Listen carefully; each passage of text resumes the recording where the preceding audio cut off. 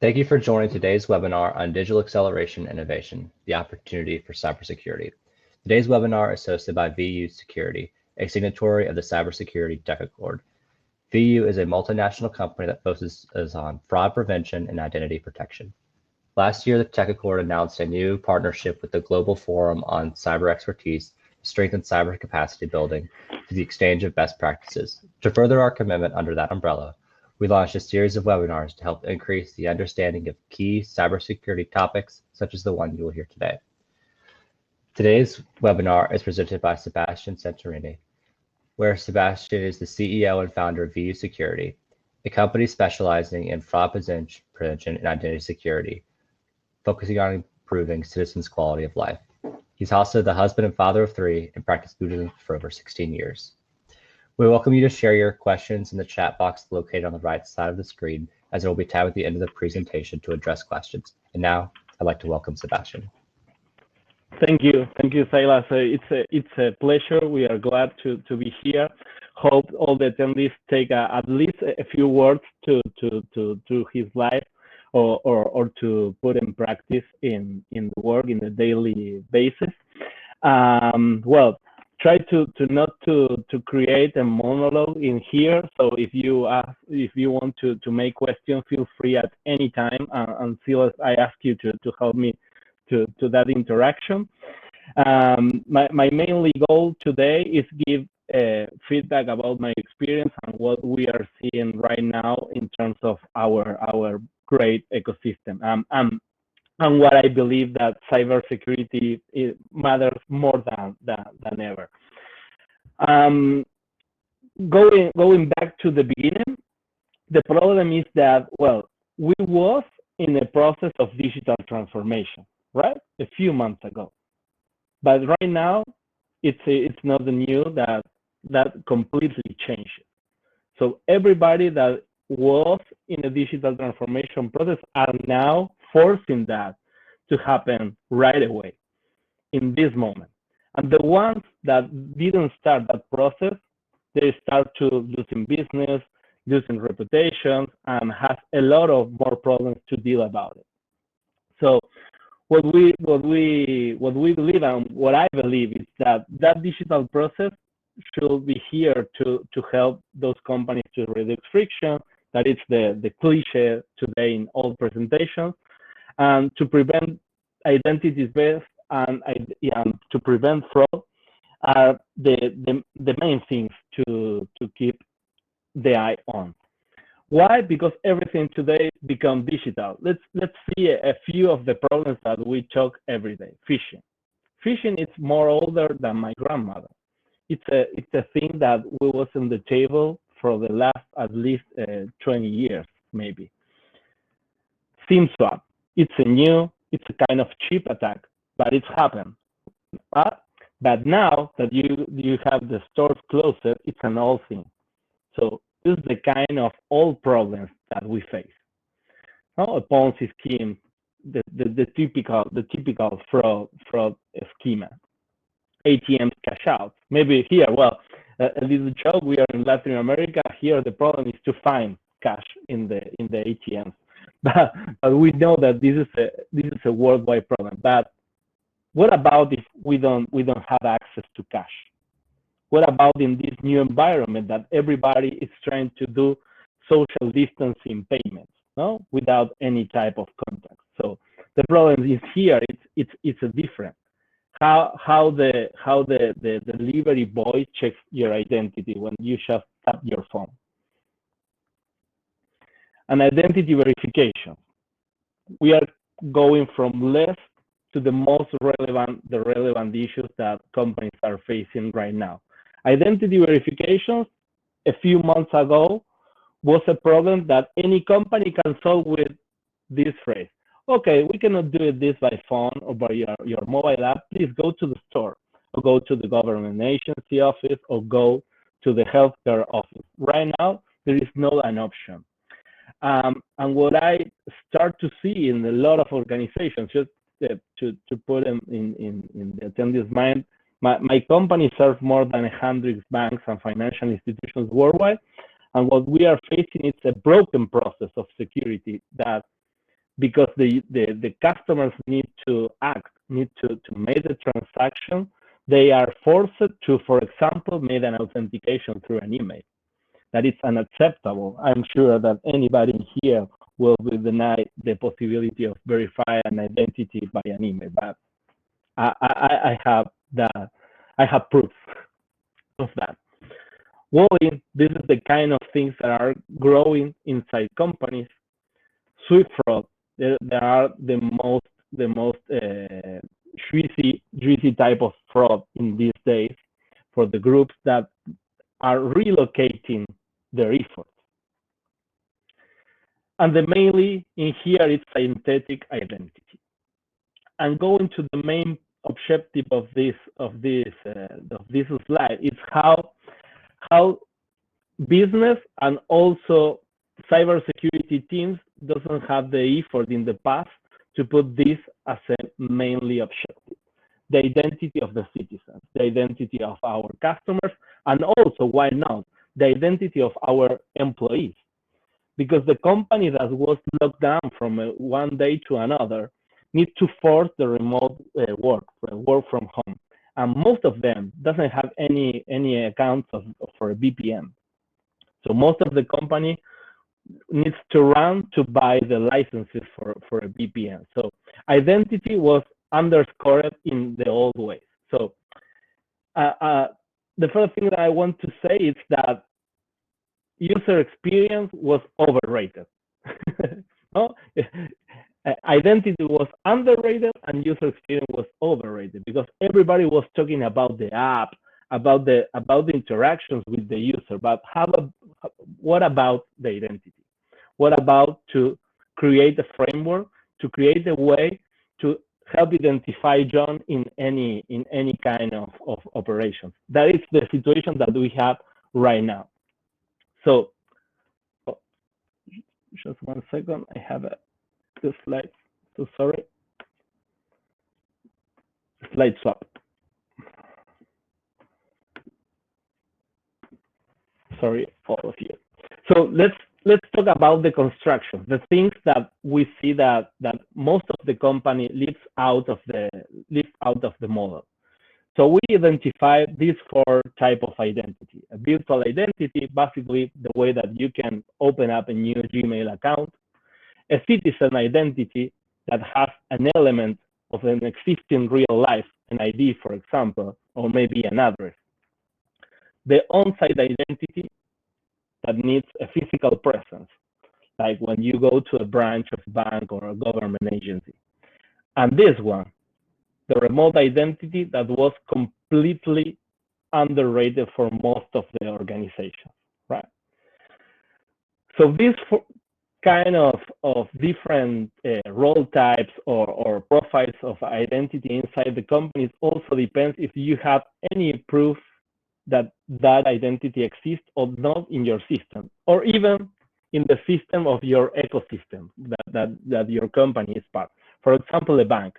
If a bank wants to identify a user and that user has an account in another bank, you can simply make a wire transfer to that bank and prove that identity using your another bank account.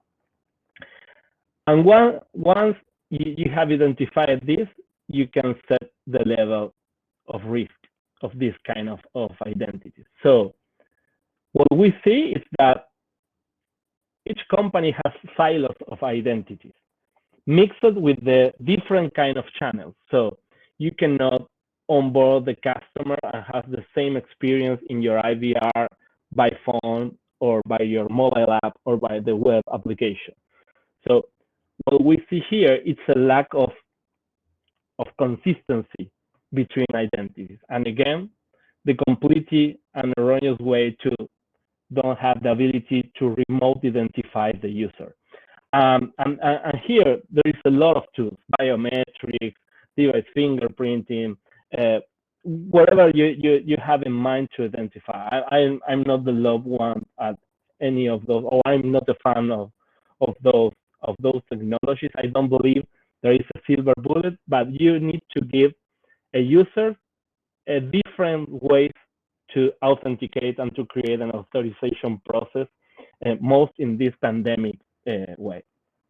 And the important thing here is that each one of these flows has a different level of risk. So what I'm seeing today in the companies is that they don't know about the real level of risk operating with those users with an unknown identity. But let's see in which part of the process we are right now. We identify these four steps in terms of operations. Basically, the registration and sign up, the moment that the customer, the citizen, of the employee face the first time the digital systems or the digital channels from the company, the government organization, or the new type of service they want to choose. So this is the one that today it's really complicated in most of the different vertical segments. How about control, modification, the way that the user grows inside the platform? Because when you are there, when you are operating with that company, you also need to control, to create, for example, a new user, creating new kind of permissions, and then go into the business transactions where the things real happen.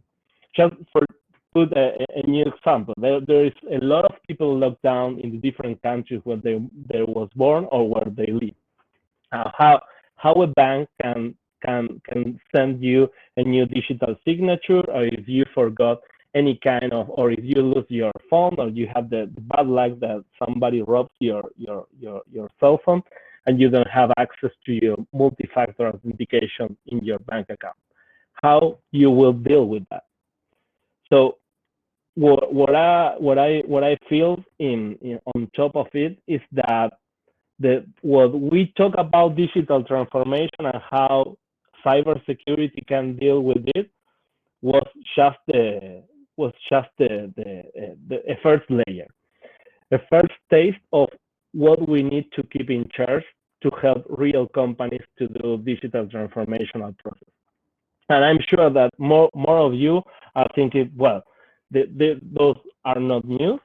At the same time that most of the time we receive a no because we are an obstacle or we are creating a new way to create friction within the user. But the time to take care of it and put our creativity in this way of registrations, the way that we can control or modify a user account and help them do business transactions until they drop out, the moment is right now.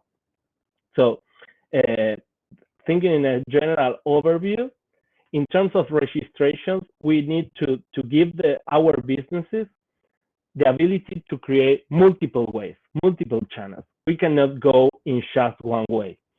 We cannot think only in the cell phone. We need to create processes through email, through telephone numbers, through whatever we have in hand.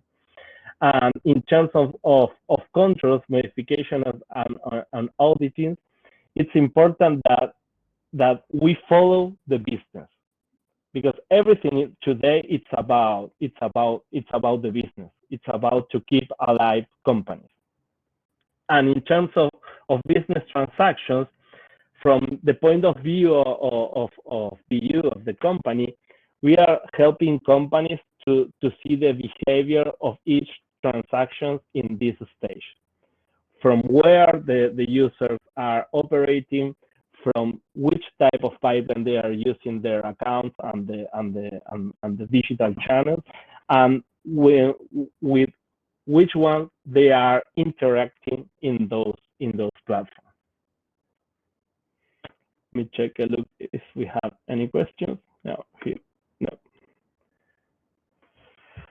Okay, and today, in terms of on the dropouts, on the unsubscribe or getting out from a digital platform, There is regulations like GDPR.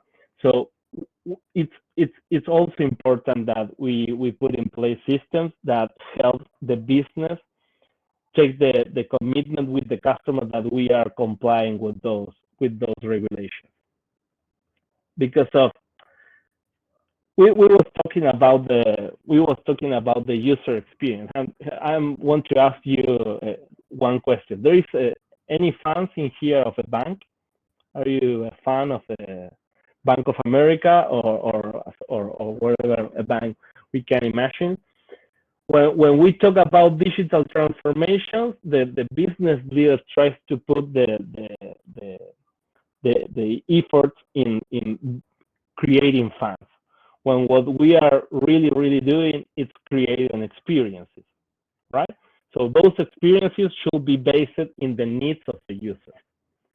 And those needs of the users today is just to operate, to have the ability to recover the access to their accounts, to create a wire transfer to their family that is outside of the country. So the real needs. What also I understand is that as a digital user, that is today, we have the choices all the time. And in the moment that we are operating in front of our cell phones or even desktop, you have choices. And in the moment that you choose that one, is because it's more near you, it's more near to close the gap within your needs and within your reality. So what is happening today within ransomware attacks, what is happening with identity theft and the highest level of growth of phishing, it's an important thing that we need to be alert, and we need to be ready to act in terms of the business reputation. So we are here dealing with a new kind of normal, right? So it's part of what we are creating in a really faster way. Sorry, I will drink.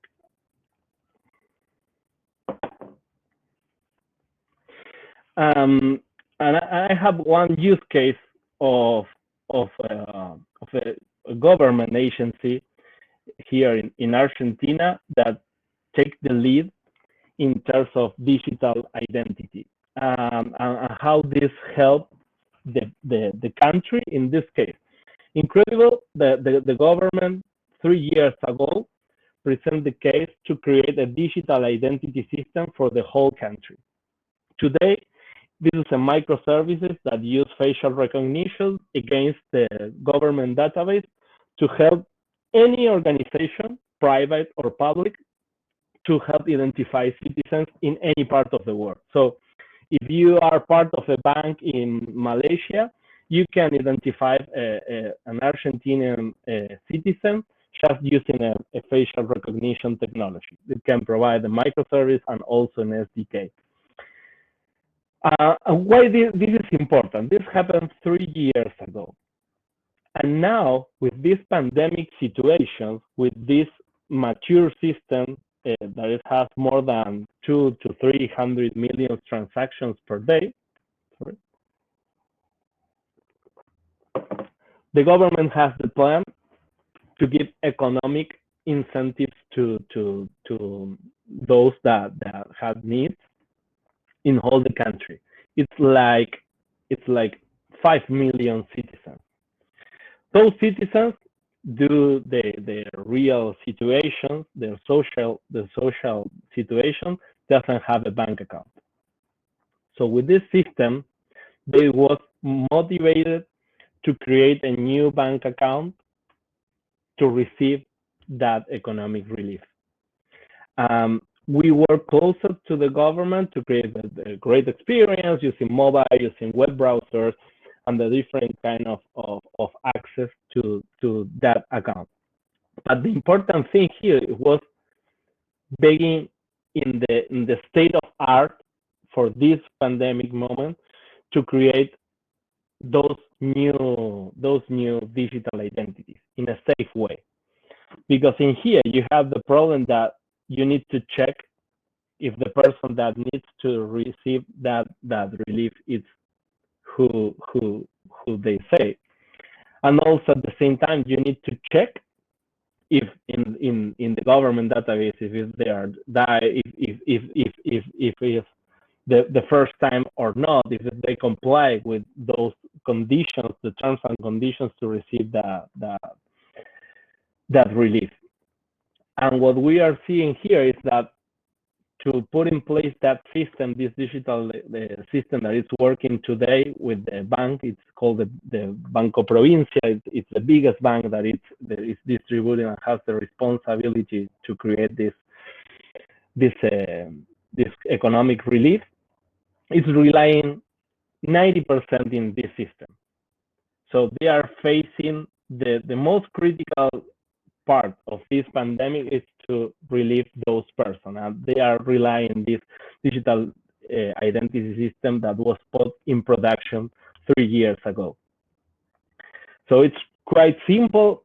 This system uses the government database, as I told you, with facial recognition, using a proof of life to check if the person is alive, and also to avoid anti-spoofing or spoofing techniques in the process, and also other fraud rules that can enable to create 100% remote transactions for private and public entities. Again, this technology can be used by anyone, and here in Argentina, it's used by more than 200 companies, fintechs, government agencies, private institutions. Let's see if there is any question. No question. So I'm so clear, or there is nothing interesting to ask. I'm here. You can ask at any moment. Thank you. So what about the every rule will be changed? Well, this is more or less irony. I don't think that every rule will be changed. I think that everybody wants to go to his normal life. Again, it will be complicated for sure. Maybe we will keep the social distancing a few or a long time. I don't know. But what I believe is that it's the time for us to empower cybersecurity to ask why not. And we are dealing with that every day with my team. So why not using this technology? Why not putting this process that was entirely on paper or entirely on site? Why we cannot put that 100% virtually? So what I empower you guys and ladies to do and to take charge in this is to challenge those rules, based in technical information, and also based in how we can be enablers of the business today. That is why we are now in the table of the decisions. That is what we are experiencing. We are doing operations in the United States, all Latin America, and Europe. And in all the countries, we are seeing the same. We are seeing faster decision and determination for going public with new digital platforms, at the same time that we are seeing more eyes put on cybersecurity, the cybersecurity teams. It's the brand reputation time. So it's the time that we are facing more exposure in terms of our brands online. Twitter, Facebook, LinkedIn, whatever, TikTok, whatever the platform, our Zoom, we can mention also Zoom, that is well recognized these days. We need to take care about this. And I saw 100 of plans of digital transformation, and I don't remember no one that was strong in terms of brand reputation. And that is the key. That is the stage that we can cover as a cybersecurity team. That is what I believe that we need to take in charge, and we need to to go with our team and create a good monitoring way about our reputation. And well, until now was a priority, yeah. But now the business creates completely and put and sets the time. So we need to have all the ears open to help them to accomplish their objectives. So I also want to empower you and give us the strength to put all the efforts in helping to create synergies within the business teams. And I think that the time of the stage that cybersecurity was a complete different silo inside the company, it's over. We need to put again in the same table, and we need to share our commitment with the business, with the reputation, and the way that we can solve the fraud and money laundering identification system with the end users. And this, well, what I say is that, well, we spend a lot of time talking about future, and now this is future. This is the future we didn't expect. This is the future that nobody can set a vision. So the good thing is that in this, maybe the darkest moment of the night is the moment that the sun starts to shine. So what I think is that we need to live this new future, thinking about what we can create with the new technologies that is coming. How we can help with voice assistance, how we can help with 5G, or maybe in a world with no latency. Because one of the things that we experience in this lockdown is that communications not are so efficient that what in the way that we imagine in the day by day or our historic normal. So thank you all of you for this talk. I think that I was talking about a lot of different things. If you have any questions, more deeply technical questions, or something I can help you, I'm in here to answer that and to share any experience with you. Thank you very much. Hope you like it. Silas, are you there? Yep. Thank you so much, Sebastian. That will conclude today's webinar. Thank you all so much for attending. Make sure to be on the lookout for future webinars. We have a couple coming up in the next few weeks, also about COVID-19 and other cybersecurity issues. Thanks again for VU Security for participating, and have a great day. Stay safe, everyone. Goodbye. Yeah. Thank you.